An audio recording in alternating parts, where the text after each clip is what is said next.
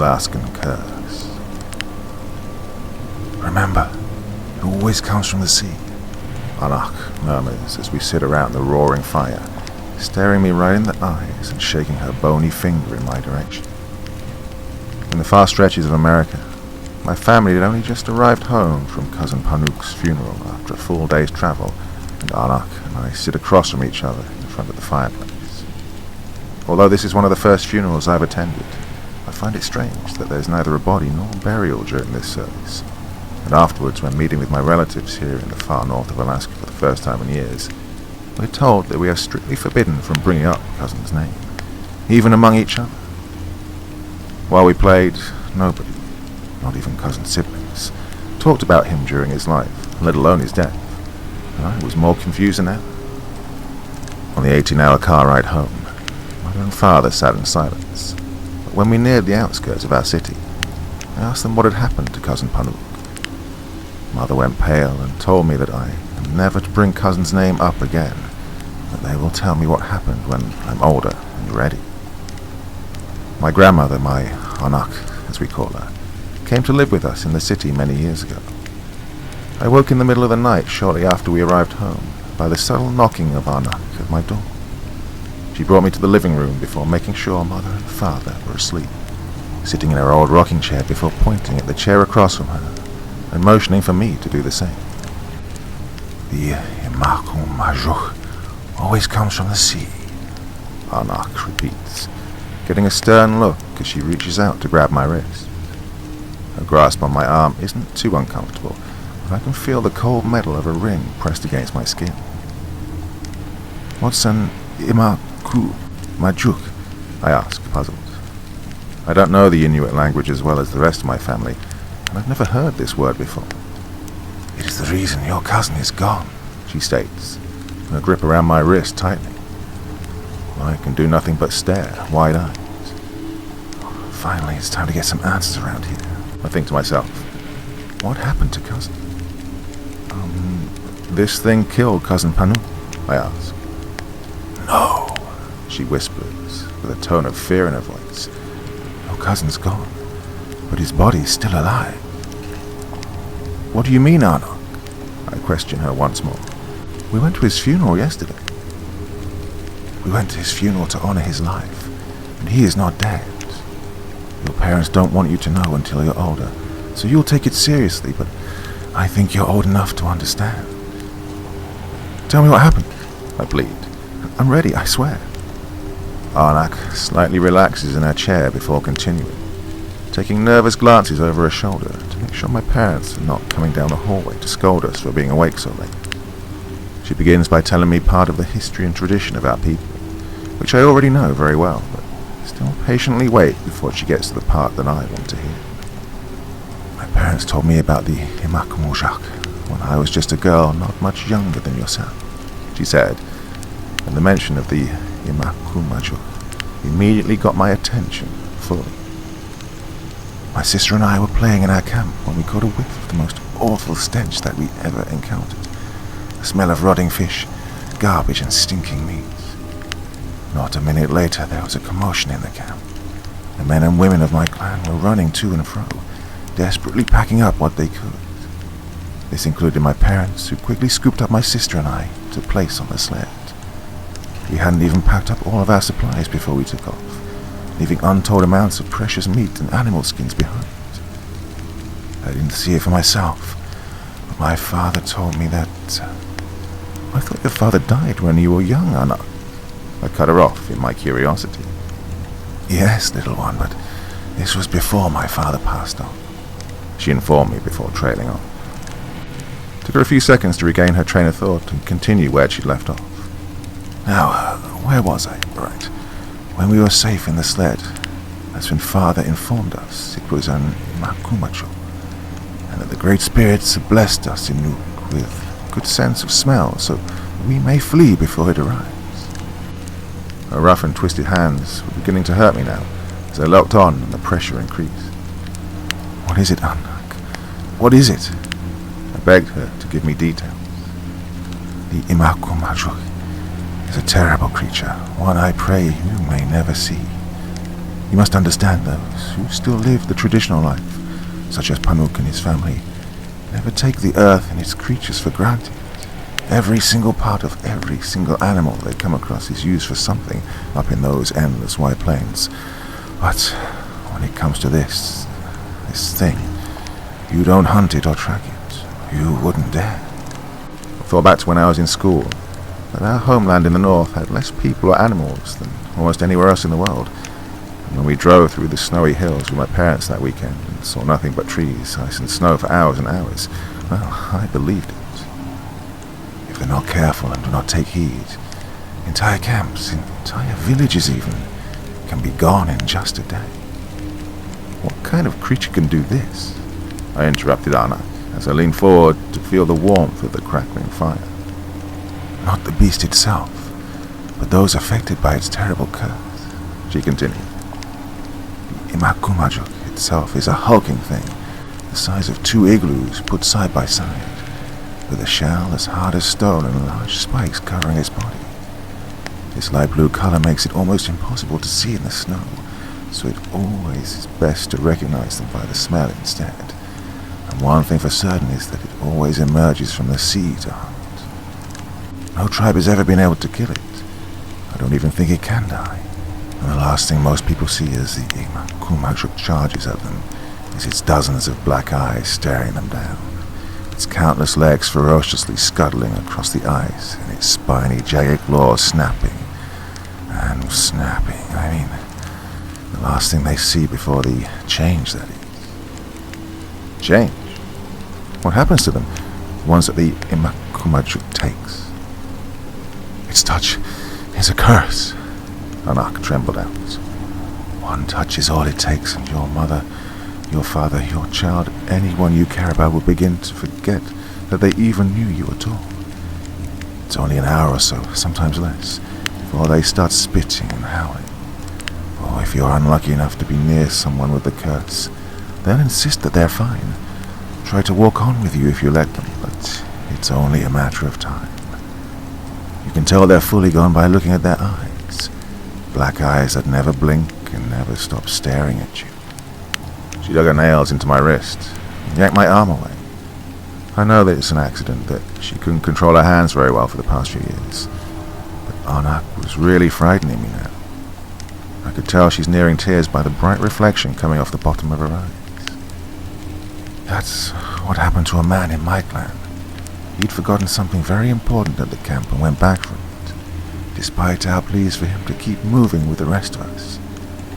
He was adamant about returning, claiming that his ancestors would never forgive him for leaving behind his family heirloom. He came back several hours later, but he was changed. He spat out black chunks from his mouth. He scratched at his skin, leaving behind black and red marks on his face. Oh, but the worst part was his eyes. It started with small shadowy lines around the edges, but soon both of his eyes were nothing but darkness. When he staggered past my sister and I on the sled, he took off his glove and reached out a hand, dripping in black goo towards us. That's when my father and the other men of the clan knew that he needed to go. After telling this part of the story, Anna calmed down a bit and locked her ringed fingers together, moving them closer to the fire for the heat it provided. I thought you'd never seen Imakumajuk, I asked her. I have never seen it, child, but I've seen those it's cursed with its murky liquids. Their speech becomes jumbled by this terrible affliction, and not soon after, restraining this man, my father was forced to gag the fellow to keep all his spitting and stuttering obscenities to a minimum. It had been many generations since our clan had an encounter with the Imakumajuk, but they still knew how to handle any who were cursed. Careful not to touch the cursed man himself, Father wrapped him in a large dried seal pelt before tackling him to the ground and binding the skin tightly with help from a few of the strongest men in the clan. They dragged the screaming and delusional man miles and miles through the snow, and although his mouth was covered, I could still hear every word coming from him. I heard him alternate between begging to be released, begging for death, and then threatening to kill every one of us, all within the span of half an hour, only for him to start all over and repeat that cycle again and again. Well, Anak, is this story really true? I butted into her story to make sure this isn't one of the village legends like the Kalupalik, made to scare children who don't listen to their parents. I wouldn't be telling it to you if it weren't, child. This isn't to scare you. I'm trying to save you. Then, is this what really happened to Cousin Panu? Anak slowly closed her eyes and nodded her head before continuing, a small tear rolling down her cheek. The men of the village took that cursed man to a local lake that stayed frozen all year long. All the while he was squirming and wriggling about in that sealskin. My father took a hacksaw, like the ones your aunt and uncle use for cutting snow for the igloos, and cut a circle into the surface of the frozen lake, almost a foot down before hitting water. Anak punctuated this sentence by pulling apart her hands to show me just how thick the ice was.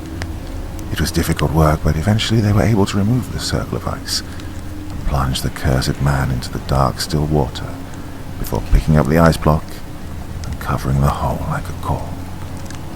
That's why Panuk wasn't buried, I mumbled, finally figuring out why his funeral was so out of the ordinary.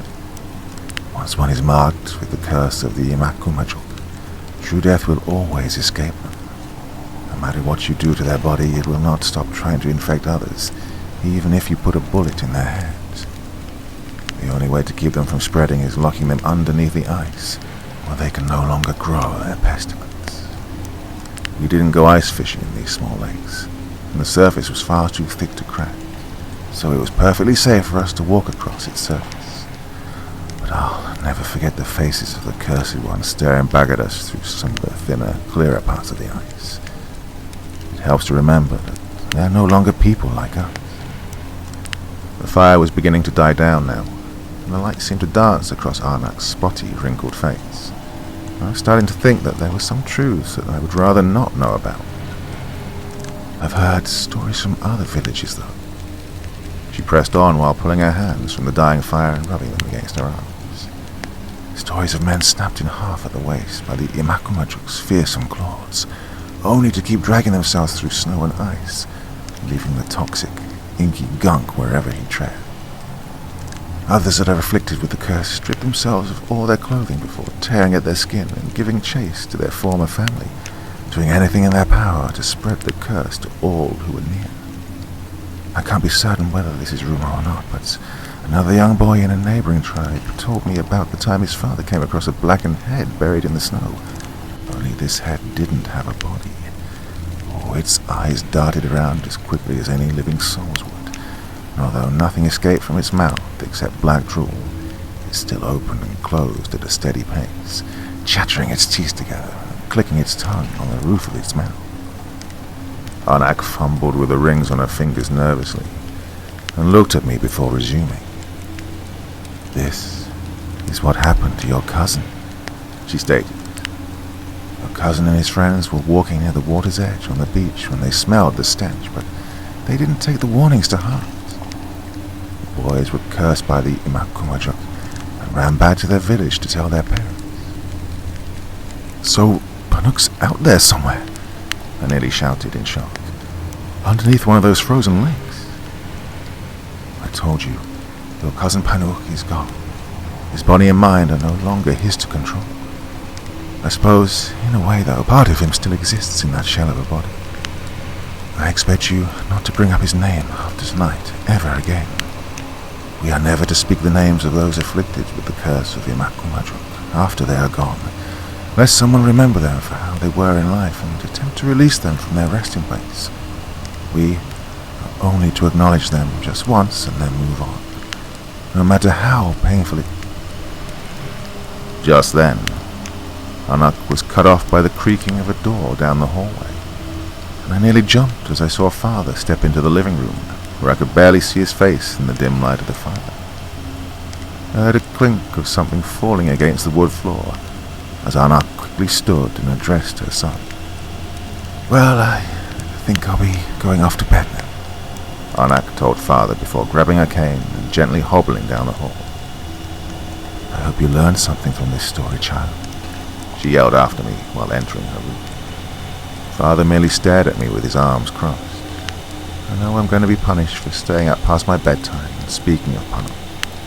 But I can only hope that Father doesn't find out we were talking about Pano and the Imakumachuk too. Father only stands there, one foot in front of the other, without a word escaping from his lips. Anak was just telling me stories of her father when she lived in the north. I blurt out, hoping to end this silence. But at this, my father's eyebrow is instantly raised and he tilts his head. Oh, really? Tales of her father? The stern man says while slowly walking forward, and I begin to panic, knowing that he can always tell when I lie. Father walks past me, grabs another log and places it on the fire, and I know that I'm really in for it now. I'm certain that he plans to have a long conversation with me and scold me for listening to Anna. After he has a seat, I break almost immediately, telling him some of the things Anak told me about Pano, and the time her village was attacked by a monster before her father rescued her. Father only shakes his head and places a hand above his brow, before letting out a sigh and leaning forward. So, it's really not true then? The Imakumachuk really is just a story to scare me, isn't it, Papa? At the mention of the Imakumachuk, Father's face becomes twisted in anger, and his eyes narrow. I think maybe I made a mistake, and now both Anak and Father will be angry with me. But his scowl quickly goes, and he instead tells me to continue. Tells me that he's not angry. He just wants to know what she told me. I recount the entire story Anak told me of the Imakumachuk, careful not to leave out any details, and end by telling him that I was sorry and I won't ask about Panuk again. Once more, Father lets out a large huff of air before continuing. Anak's story is wrong, son, he explains to me in a sad, shaky voice. Oh, so Panuk wasn't really cursed by the Imakumachuk, I let out, but I'm very confused at this point. No, he was. The Imakumachuk is real, but... He takes a pause before continuing. Look, your Anak doesn't always tell the truth, okay? Sometimes, because she's so old, she mixes things up. Or maybe she just believes what she wants to believe. But it wasn't a strange man from her clan that they buried in the ice that day. My eyes finally drift down and I glance towards where I heard the metallic clink from earlier when Anak sat up. I get out of my chair and lean down to inspect the object before picking it up. The same metal ring that was pressed against my skin while Anak was holding on to me. Father reaches his hand out for me to give it to him, and I drop it into his palm. You're not in trouble, Father says to me while standing up and pointing at my room. Why don't you go to bed now, son? You have to return this to the family chest where it belongs.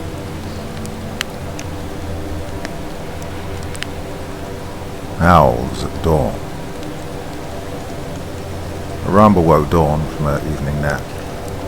She jumped from her bed to see everything in her room swaying. As she hurried out of her bedroom, her brothers bolted past her. They went to the kitchen and all was still shaking. She grabbed her little brother, Thomas, and they hid under the kitchen table. A few plates fell and shattered overhead, and then the rattle stopped. She checked on Mary, the baby of the family, and saw she had a slight bruise from where a book had fallen and hit her, but nothing too serious. Mary wailed, and Dawn picked her up from her crib and bounced her on her hip. Her hands trembled as she slowly opened the door. A water main had cracked and was pouring into the street where the road had completely buckled. It looked as though the hand of God had come down and folded the street in half. The earthquake had spared the trailer where her family lived from the damage. Inside there were a few broken dishes and picture frames, but nothing too great. It had crumpled the houses on the neighbouring street to the ground, and giant cracks were in the road. Tom, I need you to watch Mary. I'm going to go over to the shop and make sure Mum and Dad are safe. It's too dangerous for you to travel alone, he said. I need to know that they're okay, she said while handing off the toddler to her 10-year-old brother. I'll be back as soon as I can. And with that, she snatched some sandwiches her mum had made for lunch from the refrigerator and laid them in a basket. She gripped a large nickel-plated flashlight, put on a heavy red coat, and dashed out the door. The air was icy and the ground still had a healthy amount of snow, but it was thawing in the March air. was already dark at 6 p.m., but that's how Alaska was. It was where Dawn lived, and she would not have traded it for anything, except for today. All the beauty had folded in half. Trees jutted out of the road, and rubble lay everywhere. She turned on her flashlight to better see in the dark and rushed towards downtown Anchorage to the repair shop her parents ran. Stopping to catch her breath, her flashlight caught glowing eyes. A giant brindle wolf jumped out in front of her, knocking the basket out of her hands. The wolf went over to the sandwiches and devoured them. When Dawn ran to reach for a basket, the wolf snapped at her and continued eating. There was a gunshot overhead, and the wolf ran off in the other direction. Another shot fired. "Please, stop. It was probably just hungry," screamed Dawn. "Oh, the wolf looked like it was attacking you," said a man's voice in a slow drawl. "No, it just wanted my sandwiches. So much for lunch," sighed Dawn as she picked up the basket. "Sir, I have to go downtown. I have to make sure my parents are okay." "Why are you going alone?" he asked. "Well, my folks run a repair shop downtown. My brother's at home with my baby sister. We're all right, but looks like the phone lines are down." "All correct, but why don't I go with you? The earthquakes made the roads dangerous, and up here you're not on top of the food chain," he replied, nodding in the wolf's direction. Dawn nodded as she picked up her basket. She saw that the man was skinny with an enormous hat and thick glasses. They both walked over the craggy streets together. "My name's Hanson. Robert Hanson," he said, holding out his hand. "Dawn Michaels," she said, giving his hand a firm shake. "Oh, that's some coat you have on." "Oh, my folks got it for me at J.C. Penney's for my birthday. I turned 13 a month ago." "Is that so?"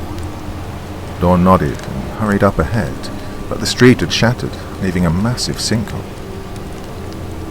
"What do I do now?" sobbed Dawn. "I know a way," he said, nodding his head past the rubble. "Thank you, Mr. Hanson."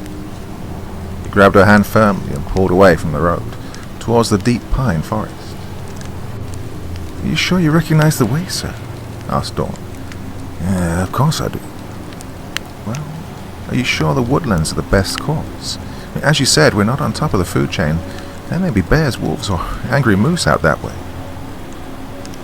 Dawn followed Mr. Hanson into the woods as the ground rumbled once more, knocking them both to their knees. Soil tumbled down the steep ravine. Robert got to his feet and helped Dawn up. He led her down a path into the forest. Debris lay everywhere. It had ripped trees from their roots, and rocks jutted out like angry teeth. "Sir, I don't think it's wise to go this way," said Dawn. Dawn no longer felt safe with Mr. Hanson and headed out of the woods. He grabbed her sharply by the arm and pulled her close to him. "You're gonna have to trust me." "No," she replied as she struggled to break free. "You're not on top of the food chain, little girl. I am," he added as he pointed the gun at her. His body pressed against her. She felt cold steel from a knife tip on her neck. She wanted to scream for help, but she was so far into the wilderness that no one would hear her. She knew she should have listened to her brother. It was too dangerous to go alone with the wild animals and aftershocks. But she never thought a person would hurt her. People were here to help. When the nights got cold and dark, they were there to be beside you and keep you warm. Now she would never feel warm again. Tears fell from her eyes, and out of nowhere, she heard a low growl. Looking up, she saw the brindle wolf from earlier, only now it had its packmates. They'd surrounded Mr. Hanson. He aimed and shot at one of them, but the bullet flew wild. Dawn struck him in the head with her flashlight, and he fell unconscious. The brindle wolf licked Dawn on the hand and watched her. Its eyes were a beautiful warm gold. Dawn saw that the wolf was female and appeared as though she might have been nursing. "Thank you, Mrs. Wolf," she said, dusting herself off. The wolf seemed to nod and then trotted off into the forest after her pack. Dawn headed back to the road, and a large army truck greeted her. A gruff older man piled her into the rig. "They've called martial law on the city of Anchorage. Tsunamis have struck coastal towns like Kodiak, and landslides are wreaking total devastation. I need to see my parents, said Dawn. She gave the address of their store to the gruff man in the trunk. Driving downtown, she saw it had devastated everything. J.C. Penney's had all but sunk under asphalt. It had ripped roads in half, and gas and water lines were burst, pouring everywhere. They stopped outside the repair shop. It was crumpled to the ground, but her mother and father stood. She saw that her dad had a large goose egg on his head, but her mom looked uninjured. Dawn embraced them, and the army truck took them to the hospital for examination. Her father only suffered a mild concussion, and her mom was fine. A cab dropped them off at their trailer. Rushing in, they hugged Thomas and Mary, relieved that their house and children were well. I'm glad you went looking for us, but I'd never do something that stupid again, sighed her mother. I'd rather have you home safe. Something could have happened. Dawn nodded. She was about to tell her about the man when she heard a howl outside. She looked out the window and saw the brindle walk. It's all right, Mama. I gave her some sandwiches, and she's just been following me. You know, if you feed him, you'll never get rid of him, her dad said, raising an eyebrow. That's okay. The earthquake scared her. The wolf wagged her tail, and she could see the smaller eyes of 4 pups looking at her. The mama wolf then gathered her young and headed off into the woods. I think she just wanted to say goodbye. Just be vigilant. Dangerous animals, her dad said. Yeah, Papa, but man is the most fatal. Yeah, I suppose you're right, Dawn. Be careful of who you trust. At least most of God's creatures are pure in their intention. Dawn nodded at this, and overhead the northern light shimmered. She heard howls in the distance as she settled down for bed. Anchorage eventually got back on its feet after the earthquake. Her parents finally had their shop again, and all was well. She never saw Mrs. Wolf again, but would occasionally hear howls in the night that comforted her. They arrested Robert Hansen and charged him with killing over 17 women. She felt lucky that she'd survived, all by the luck of a furry guardian angel. It wasn't a reindeer. Christ, I muttered to myself as the first flakes of snow started to fall. They gathered in fuzzy clumps over the windshield before my wipers cleared them away. I'd been waiting for 20 minutes now in my sister's driveway. Had I chosen to wait inside with her, I'd have been dead by now from her 2 grey cats. Cute little devils, but murder to my sinuses. Puffy eyes and a clogged up throat. That's just what I needed. Every Christmas our family made the annual trip to my grandparents' cabin tucked away in the woods of Hope, Alaska. I'd hoped to beat the heavy snowfall that was forecasted. Since my sister's license was suspended from a DUI, here I was, a hostage to time, with my finger tapping anxiously on the steering wheel. When my mother had asked me to be the one to grab my sister, I'd honestly dreaded it from the start. It wasn't that we hated one another, we just weren't as close anymore. After decades of constant arguments and bitter disagreements, our relationship was distant and fizzled. Yes, we were siblings, but it felt more accurate to call us the residue of what siblings once were. Finally, like the gates of Valhalla, her front door opened and out she came. Her hair was forest green. The last time I'd seen her, it had been white. The time before that, it was violet. Got everything? I asked as she clambered her way into the passenger seat. She responded as she adjusted her glasses and stuffed a few bags in the back seat. And just like that, we were off. Hope was about a 30-minute drive, and it didn't take long for the awkward silence to inflate between us. It didn't help that the radio didn't work in my car, and the broken auxiliary port made your music sound like it was having a seizure. By the time we reached the turnoff for Hope Highway, the road was turning into a thick white sheet. Thankfully, Christmas Eve night, the long stretch to Hope's small community was quick and vacant. The cabin was tucked away in a fortress of trees 5 miles off the main road. As I made the turn, my sister cracked the window, pulling out a blunt and lit it with her lighter. "Want a hit?" she asked. snow crunched beneath us. Not while I'm driving. It's a straight path. We're practically there already. She took a drag and blew it out the window. I just want to focus on this, all right? She huffed, pushed up her glasses. If you're that worried, maybe slow down a bit then. There was the jab. Piece of bait to lure me into another fight. But I wasn't going to bite. Not this time. She could live with us getting there faster. The drive was almost over. I'd soon be in a warm living room with my feet up and a spiked eggnog in my hand. Bobby Helms, Jingle Bell Rock in the air. I could already hear Uncle Jed spouting off one of his crude jokes. Hey, why does Santa Claus have such a big... Dude, my sister shrieked, jabbing a finger in my side and whipping my mind back to the windshield. The car had just finished winding around the thick trail. The large body of a reindeer stood in our path. Eyes wide open and blank. It didn't move as the high beams found it. Snapped into a panic, and twisted the wheels in a desperate swerve. The car veered greasily to the side in a fine spray of slosh. The reindeer, also known as a caribou, remained still, even as the bumper soared inches from its nose. It came to a crunching halt off the main path. Jeez, I sighed, blessed with relief. Did we hit it?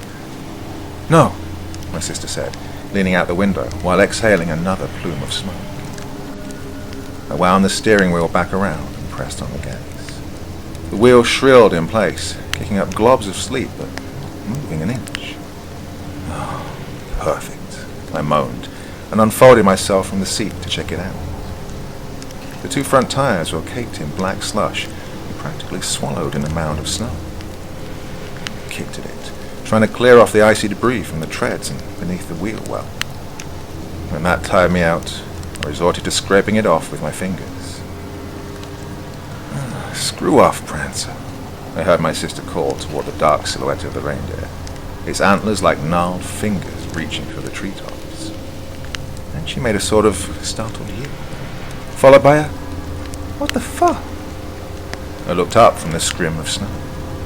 The reindeer was now standing tall on both of its hind legs. It looked strange, like a silly caricature you'd see in a kid's book. But out there in the silence of the woods, it was a creepy image. The way its vague shape stood on just two legs held an almost human-like balance. For whatever reason, I realized then, it didn't have a tail. Its muscular neck craned to the side and let out an ululating scream, a miserable squeal of metal grinding against metal. My legs were ice sculptures, cementing me to the spot as the shriek quieted to a succession of wet grunts. The reindeer dropped down to its original posture and stomped heavily. Puffs of white vapor and strings of snot vented from its nostrils. I was no hunter. It didn't take a lot to tell me when a pissed-off animal was about to charge. I leapt for the driver's seat, pulled the door open, and slammed it shut just as the muffled thud of hooves reached me. Antlers scraped the door as its large body practically flew over the patch I'd just been standing in. Fast. Very fast. My sister screamed as the large bulk of its frame wound back around and charged again, this time shattering the headlights and submerging us in the darkness. "Just go already!" my sister hollered in my ear. "I'm trying, goddammit," I hissed. The wheels still helplessly spun. We were trapped. The creature charged again, this time nailing the window and blew me a cobweb of cracks near my sister's head. I searched for anything, literally anything that I could use as a weapon. I was never really a gun enthusiast, but at that moment I'd have shaved my head and joined the secular monks if it meant having a Glock in my hand right then and there. After rattling the car once more, the reindeer finally appeared to lose interest and disappeared between a cluster of trees. Granted some time to breathe and think, we phoned our dad and told him about the situation. He was going to come down in his pickup and get us unstuck and out of this mess. I looked over at my sister, who was taking long, steady breaths between her fingers. "You all right?" I asked. "What do you think?" she grumbled. I told you to slow down. Another jab. And this time I wasn't going to have it. Want to be useful? I yelled. Get out there and push. No, shut the hell up. I don't need this right now. She said nothing else. Neither did I, returning once again to the pocket of silence that our relationship has come to. The sooner Dad's headlights peeked in the distance, the better. Suddenly, she rolled the window down. What are you doing? I asked. Shh, she pursed her lips. Just listen. Humoring her, I waited. Sure enough, the sound reached me too. The quiet voice of a little girl coming from outside. Somebody, it whimpered. I'm lost. Please help me. I'm lost. My sister unlocked the door and motioned to open it. I grabbed her wrist. What are you doing? She snapped. There's someone out there. Just wait a second. It's weird, isn't it? The voice continued to whine, choking between sobs and pleading for someone, anyone to help her. I didn't like the way it sounded. The same lasting drawl between words, the same weeping sounds, like someone was hitting repeat on a speaker. Something wasn't right, and my instincts were hoisting red flags left and right. And then my sister looked at me, and her expression warped into shock. She flung back, pinning both her shoulders against the interior. Things that sounded like words bubbled up, but didn't quite make it out of her throat. I turned and saw what was looking at me. It had the face of a man, surrounded by the mottled fur of a caribou's body. The skin was a mummified brown color, wound tightly around its long skull like old, crinkled leather. Snowflakes landed against its wide, expressionless eyes and melted into the dark membrane of its pupils. It circled the car, lobbing its antlers and fogging up the windows as it peered inside. My heart shook the walls of my throat. I locked eyes with my sister, unable to say anything behind the sheer disbelief. I should have grabbed my phone, snapped a photo, recorded a video, anything. But my thoughts were jammed. It then let out that same horrible scream, but I didn't see its tight, contorted lips open. The sound was coming from its neck. Small, fleshy orifices, flapping open like mouths, were converted the high-pitched shrill into the mimic cry of a little girl. Help me. I'm lost. Help me. Headlights glazed the area.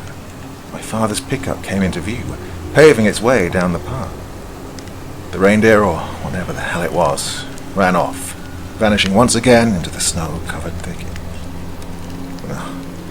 Nobody believed us. Why would they? If anybody had told me that story, I would have assumed they were hopped up on some crazy psychedelic. But the reality of what I saw was cold. It's something I still, to this day, can't fully swallow. Instead of sleeping that night, my sister and I did some research that led us to the myth of skinwalkers. Beings of some sort able to mimic voices and disguise themselves as animals to lure people into the woods.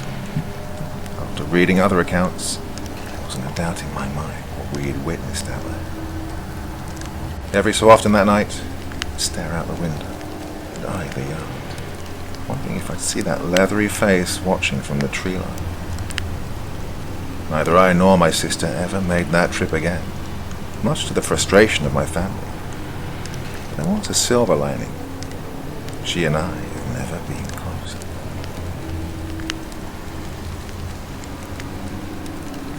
Beware the Alaskan flesh-eating fungus. My wife and I traveled overseas to a relative's cabin, out here in the middle of Alaska, of all places. Reconciliation, she called it. A cheating whore, I would often reply.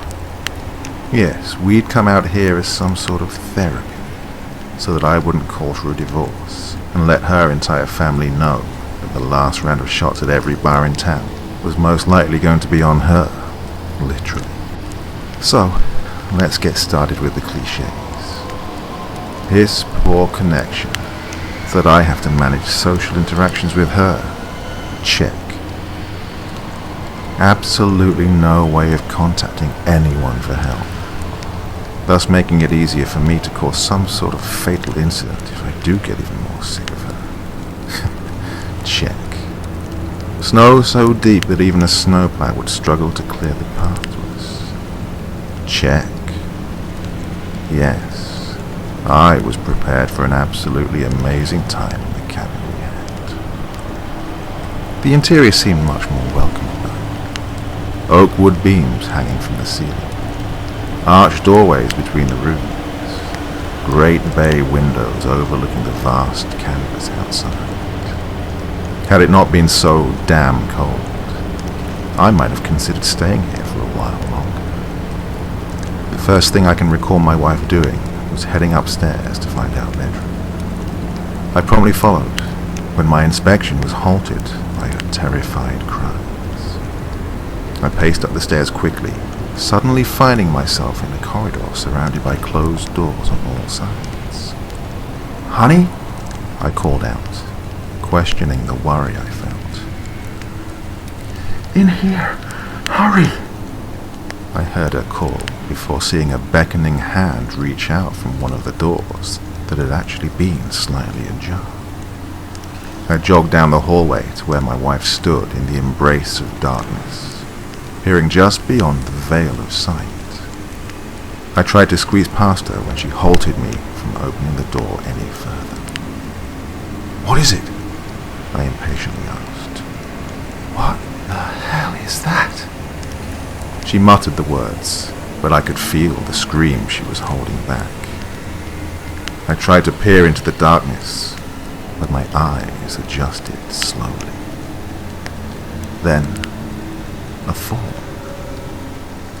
It was hard to discern from the other silhouettes in the room, but the harder I stared, the more I could pick out the details of it. I could make out protrusions here and there, and a solid form the size of a curled-up adult person.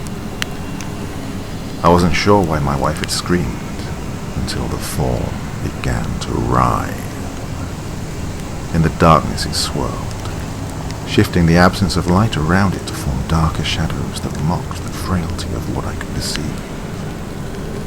At some point, I must have jumped backwards, because before I knew it, my wife and I had fallen out of the room onto our backs, still staring in at the darkness.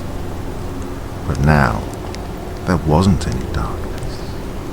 In the fleeting panic, the door had been thrown open, and the light from the hallway spilled into the room, revealing the thing at the other side that was no longer sheltered by blackness. Shifting, ashen flesh pulsated with purple veins. The form writhed uncontrollably now, and I could see something squirming within the grey skin. The protrusions appeared to be animal legs, like those of a deer. They were straightened out, stiffly shaking as the light set upon more of this thing. I gagged as the sack of grey began to violently shake, trembling so hard that it was beginning to hit one of the limbs against the wooden floor, emitting a thudding noise that split the air. I turned to see my wife gagging, and when I turned back to look upon the thing, I saw the veins grow large and throb so greatly that I should have expected the outcome. It exploded. No guts, no gore, just a heavy cloud of thick dust erupting from it. I coughed as the dust cloud spread to us, dissipating as it met with the hallway light. I quickly rubbed my eyes free of whatever had gotten on my face, and looked to see the flesh thing deflated against the back wall. The legs wilted, and though I'd sworn to myself something had been inside, it had deflated entirely into a near puddle of something soot-like. "What just happened?" My wife screamed from beside me, coughing as she lifted herself from the ground. I gazed up at her in confusion, watching her wipe away some of the grey that had settled on her face.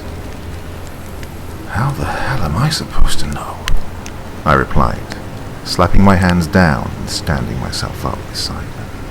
She began to sputter, holding her hand over her mouth, only yielded more of the dust substance let out by the thing in the dark room. Go get yourself into bed. I'll fix us up something to drink, I said with a growing resentment.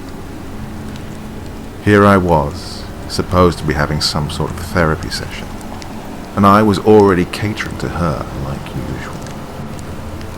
But as much anger as I felt, I had a strange feeling that whatever the hell was in that room was not right.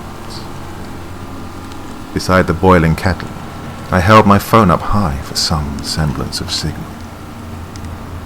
As that desired bar appeared on my phone, I reached up with my other hand to type in a description of what I'd seen. Nothing. No results relating to what I'd seen, but plenty of those horrid cyst-popping videos that somehow get around. As the kettle stopped boiling, I leaned over it to pour the water into the mugs on the side. But as I did, I felt something rise up in my throat and coughed violently. Sticky patches of grey splattered across the counter, some landing in the boiling water I'd accidentally spilled, and shriveling up into tiny black clumps. Jeez, what the fuck? I whispered to myself, before being interrupted by the louder coughing of my wife. It sounded as though she was trying to throw up her lungs, and when she finally stopped, I could just barely hear the frail whimpers of agony she was managing. I looked once again to the boiling water on the side that had burned away the grey stuff, and poured water into the mugs without mixing the tea, before running with them upstairs. Here, drink this, I shouted at her, rushing to her side and sitting her up. She glanced cautiously at the steam rising from the mug, but she had quickly become pale, and I saw no room for hesitation before I forced the water to her lips. She screamed, but she managed to gulp it down, coughing up some blood as the empty cup fell beside her. I held her as the tears rolled, and a charcoal sludge leaked from her lips.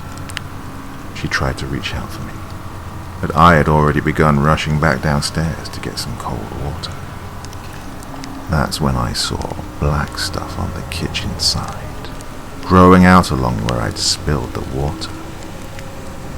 It was throbbing like the grey thing, only it was much faster, and let out a putrid stench as I neared it. Shit. I groaned, paralyzed. Then I heard the retching. I looked back to the stairs and tried to force myself to move, but I couldn't. I coughed harder, and it wasn't until I'd stopped that I realized my wife had gone silent. My legs were finally able to move, and I sprinted back up the stairs and down the long corridor to the bedroom, where my wife lay motionless, splayed across the bed with her eyes blank, and her mouth agape, dripping with sludge. No, not dripping. The sludge was moving in such a way that it was travelling up, as though crawling back inside her. I ran as fast as I could out of the cabin. Throwing my knees against the heavy onset of snow was like trying to escape waves in an ocean. As I neared the car we had driven up in, my feet became numb and I fell into the snow. I remember the cold seeping into my skin, nipping at me as I felt a sharp tug against my ankle before being dragged back into the house. I barely managed to turn around to see the ghostly face of my wife, her mouth oozing with the black stuff as she pulled me back up the stairs. I tried to scream, but I coughed, and when I tried to claw myself away, I felt once tender fingers rip into me. Did she bite me too? I struggled against the pain too much to know. But when I finally felt free, I tried to climb back to my feet. But they wouldn't move. I peered down to see my wife, molding us together into some sort of cocoon. I was granted the freedom of my arms. And up here there's reception, so I can tell anyone out there, do not come to this cabin. I'm not sure how long I'll have left after this post. I can feel my legs liquefying in the cocoon. I can feel the thing growing inside of me, though not as quickly as it did her. And I can see my skin turning a bitter grey as the days grow endless and the hallway light starts to flicker.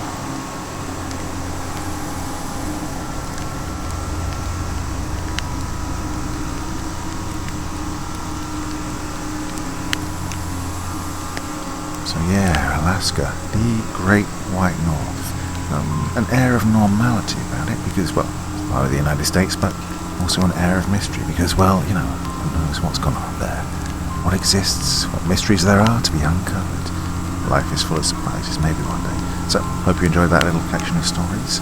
Till next time, very, very sweet dreams. Bye-bye.